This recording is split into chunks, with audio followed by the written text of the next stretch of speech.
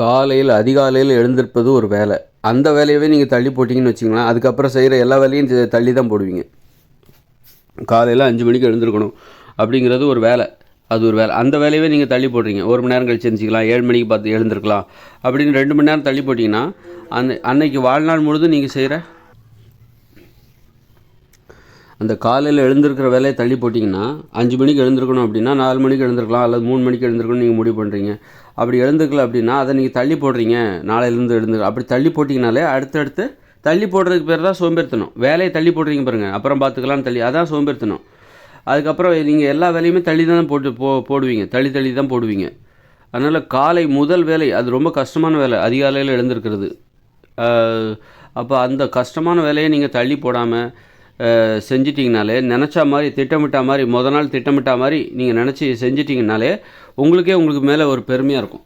உங்கள் மனசுக்கு உங்கள் மேலே ஒரு பெருமையாக இருக்கும்.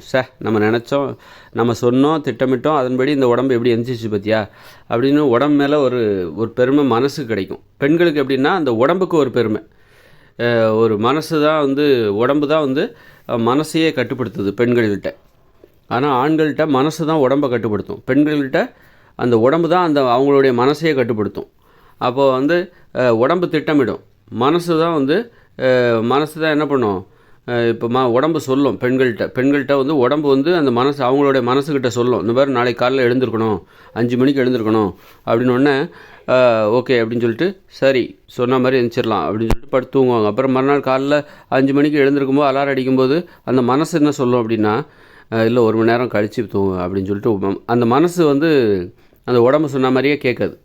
நாள் சொன்னதை அந்த வார்த்தையை காப்பாற்றாது. அது மாதிரி தள்ளி போடும், மனசு தான் தள்ளி போடும். அங்கே ஆணுக்கு உடம்பு தள்ளி போடும், மனசு வழி நடத்தும். இங்கே பெண்கள்கிட்ட உடம்பு தான் மனசை வழி நடத்தும். அப்போ அதை புரிஞ்சுக்கணும். அந்த மாதிரி நீங்கள் வேலைங்கிறது வேலை காலையில் எழுந்திருக்கிறது அதே கஷ்டமாக இருக்கணும். அது உங்களுக்கு எழுந்திருப்பது கடினமாக இருக்க வேண்டும். அப்போ தான் ரொம்ப ஈஸியாக எழுந்திருக்கிறது 7 மணிக்கு 6 மணிக்கு எழுந்திருக்கிறது ஈஸி, இதுக்கு மேலே தூங்கக்கூடாது அப்படின்னு சொல்லிட்டு ஈஸியாக எழுந்திருக்கிற அப்படி எழுந்திருக்கூடாது. முதல் வேலையே நீங்கள் உங்களுக்கு அது கடினமாக சவாலாக இருக்க வேண்டும்.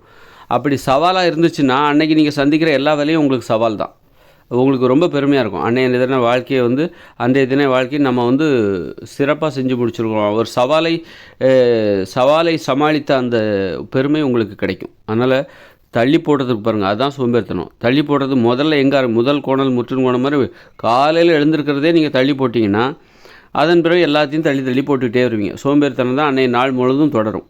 அதனால் சோம்பேறித்தனத்தை முதல்ல முறியடிச்சிடணும். சோம்பேறித்தனங்கிறது இருக்குல்ல, தினசரி வாழ்க்கையில் ஆரம்பத்திலே அதை முறியடித்து தூக்கி குப்பை தொட்டில் போட்டுடணும், தகர்த்து எறிந்து விட வேண்டும். அதுக்கு தான் நினச்சா மாதிரி அது முதல் நாள் இரவு திட்டமிட்டா மாதிரி காலைல 5 மணிக்கு எழுந்திருக்கணுமா, டான்னு எழுந்திருக்கணும். 5 மணிக்கு 4 மணிக்கு எழுந்திருக்கணுமா, டான்னு எழுந்திருக்கணும். அப்போவே அந்த சோம்பேறித்தனம் தெரித்து ஓடிடும், பயந்து ஓடி போய், என்னடா இவங்ககிட்ட நமக்கு வேலை இல்லை போலுக்க, இவன் ரொம்ப இதுவாக இருக்கான், கோவக்காரனாக இருக்கான் அப்படின்னு சொல்லிட்டு ஓடி போயிடும்.